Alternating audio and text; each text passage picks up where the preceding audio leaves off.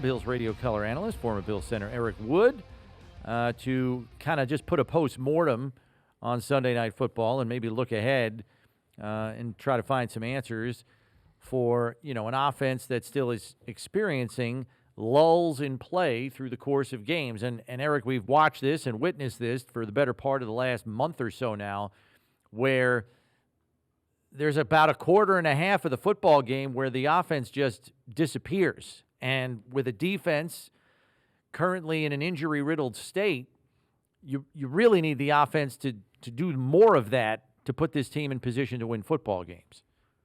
Yeah, you're exactly right. Right now, they're just way too inconsistent on offense, way too many 3-and-outs. Through 4 weeks of the season, the Bills had the least amount of 3-and-outs in the league. And as of late, there's way too many turnovers, 3-and-outs, and these situations that they're experiencing on offense where they're putting way too much stress on the defense when it should be the offense that's taking the stress off the defense if they're going to play, as they say, complementary football and win football games. And that's why you see them with a 5-4 record now on the outside of the playoff picture. Is a majority of it is the inconsistency on offense. And then this defense has really fought. I mean, just really fought with all these injuries that they've had to deal with. And they hold the Bengals to 24 points in this game. And to me, this offense moving forward has to be more aggressive and take that mentality like they had at the start of the game more consistently through the rest of the game, which includes up-tempo offense, which includes some scripted plays and complementary concepts that put stress on the defense and not as much reacting to what the defense is giving you. Do you get a sense that because of the defensive injuries, I mean, we were talking about it yesterday, there's like 6 guys who were playing on the defense that weren't starting at the beginning of the year. So like half the defense is on the sidelines. Do you get a sense that maybe as a philosophy, the teams are saying, listen, we're going to play a little conservative offensively, protect our defense a little bit. The defense is not, like you said, they're battling, but the only problem the defense I thought in the Cincinnati game was they couldn't get those guys off the field.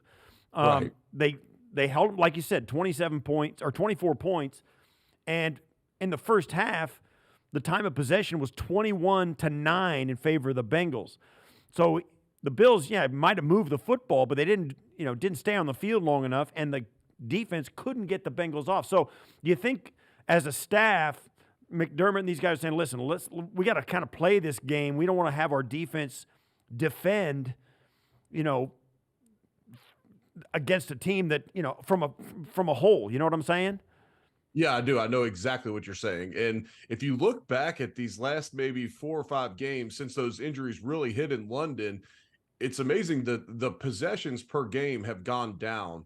And on a consistent basis, they're kind of in that 8 to 9, maybe 10 possessions of the game, when generally over the past few years, we've seen 10 to 12 possessions from the Bills. I think some of that comes with exactly what you're saying, and that's protecting the defense. Do you want to run up-tempo offense from a backed-up situation, which we heard from Sean McDermott and Ken Dorsey yesterday? Some of the situations didn't allow them to stay in an up-tempo mode as much, and I think part of that's protecting a defense, which can be smart at times, especially as you fall down 7-0, 14-7. You can't have a quick 3-and-out, put extra stress on this defense that's already light in numbers and got banged up again on Sunday. And so, moving forward, I just feel like if this team's going to be successful, if this team's going to reach the playoffs and make a run at a Super Bowl, they're going to have to be more aggressive on offense and say, look, we may give up some points and we may put some extra stress on our defense, but on 2nd and 1, sometimes even 3rd and 1 from plus territory,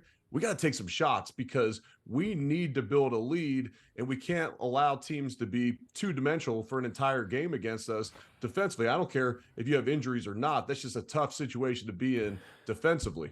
Yeah, it does. It makes a lot of sense. You can see the logic in saying, listen, we'll run the no huddle, but we ain't going to do it inside our own 25-yard line. You know what I'm saying? The double-edged sword obviously is coming off the field or turning it over because you're going not because you're going faster, turning it over at all, but making sure you're in the right play. But when you get on the plus side of it, then maybe shift gears and go no huddle. And it's easy to see the logic in that. Yeah, and so in those situations when you're not going to be in the no huddle, that's when I want to see the dictating plays to a defense, whether it's and I know Dawson Knox is out, but whether it's getting in heavier personnel and making them adjust to that, whether that's putting four receivers on one side of the formation to just put the defense in stressful situations and steal a first down with just scripting a guy open and save those plays for those moments. And then once you get that first down, once you get, somewhere around midfield, then hit the up-tempo offense, because the more they can be in that up-tempo offense, we saw it from the start of the game last week, the more successful this offense is right now. And look, every season, every situation is different. Right now, at this point of the season, through 9 games, that's where they need to try to get to. So if you're not comfortable running it, backed up, which I completely understand, you're not comfortable running it after a long scoring drive by the other team because your defense needs a touch more rest. Okay, that's when you have your scripted plays, those go-tos where, okay, we saved this one. This gets us that first down to get maybe to the 35, the 40. Okay, now we're back in the no-huddle offense where we're dictating to the defense then. All right, so let's look at that injury-riddled defense. Terrell Bernard in concussion protocol. Tyrell Dotson finishes the game as the Mike linebacker last week against the Bengals. Christian Benford tweaks his hamstring. It's a wait and see on him, as it is for Micah Hyde, who left last week's game with a stinger. Looks like Dane Jackson's going to be okay, according to Coach McDermott. So knowing you have Rasul Douglas, Josh Norman is probably a consideration, as well as Jamarcus Ingram on the practice squad. You're getting precariously thin here. How do you game plan that when you're down to essentially what is corners 5 and 6? Yeah, so we've seen more pressures, more blitzes given by Sean McDermott. Try and rush that quarterback in the pocket, try and cause some chaos on their side of the line of scrimmage to make it easier on that secondary. There's been some run blitzes to help out those linebackers at times, with Milano obviously out and he's on IR, and then Bernard leaving the game last week. So you have some more run blitzes, but even then you leave yourself susceptible, especially against good quarterbacks, to easier throws, which we saw at times against the Bengals. And Chris, we talked about it in the pregame, and we talked about it early in the game. If the Bills were going to come out with a win in Cincinnati, both lines of scrimmage were going to have to win the game. It was going to have to be the offensive line and the defensive line. Look, and this isn't just because I'm a former offensive lineman and I love the big boys up front and I love that trench game. It's because against, when you're playing another elite quarterback, Josh Allen elite quarterback, Joe Burrow elite quarterback, if you give them time, there's going to be plays made out there. But if you're not able to affect them in the pocket, both of them are just going to torch you. And I didn't feel like consistently enough, especially with the injuries on the second and third level of defense, the defensive line get home. Now, I thought the pass rush was better than it was at the start of the Monday night game last year in January against Cincinnati, and better in the playoff game, but just not consistently enough affecting him in the pocket where you force Joe Burrow into a rushed mistake. And we're seeing that on the back end of the defense where, yes, the interceptions aren't there, and some of that is the play of the secondary, but a lot of what causes interceptions is the defensive line. The defensive line forcing a quarterback to rush a throw. It's the hits they give him early in a game that now this quarterback's internal alarm clock is going off just a little bit quicker.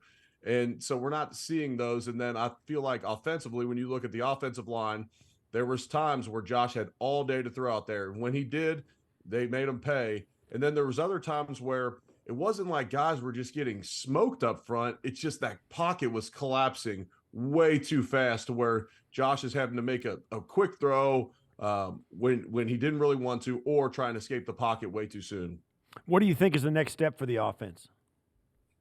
I think the next step is finding plays where you make it easy on Josh, not put so much stress on him, play in and play out, to read the defense, find the open throw, make the correct read, go through your progressions. Some of that's going to happen naturally, and I understand that, but just finding more easy throws for Josh. And I love the way they started the game. And for those watching at home, we're seeing the early screen pass that was thrown to Diggs where he breaks a few tackles and gets up the field for, I believe, a 32-yard gain. Well, earlier in that drive, they put Diggs on the same motion and they hit Kincaid in the flat on the opposite side. And so you're putting stress on the defense formationally with motions, and you're dictating to the defense in those modes and not as much reaction post snap, trying to read it pre snap. I think getting a run game going would help, but the strength of this offense is its quarterback and his ability to throw the football, and the receivers that you have on the outside, including Dalton Kincaid. And so, yes, getting a run game and having the threat more of a run. I mean, we see James Cook get 6 rushes for 20 yards in that game. There wasn't a design run for Josh Allen until the second half of the game. And so, to me, it's finding ways to dictate to the defense. And I think the ways you do that is the up-tempo offense at times. I think there's scripted plays at times that can, similar to the screen pass to Diggs and the short pass to Kincaid off the same motion, mirrored sets. I think that's a great way to dictate to the defense. And then also it's personnel wise, it's formationally just dictating, make them shift and not always the Bills offense reacting. I just feel like at times it's so hard for them to just consistently react to the defense playing and play out. Eric, thanks as always. We'll catch up with you next week. Sounds good. I hope I'm looking forward to hearing Dan Orlovsky break down that as well. I wish I would have went after him. So I feel like that would have made my job a little bit easier.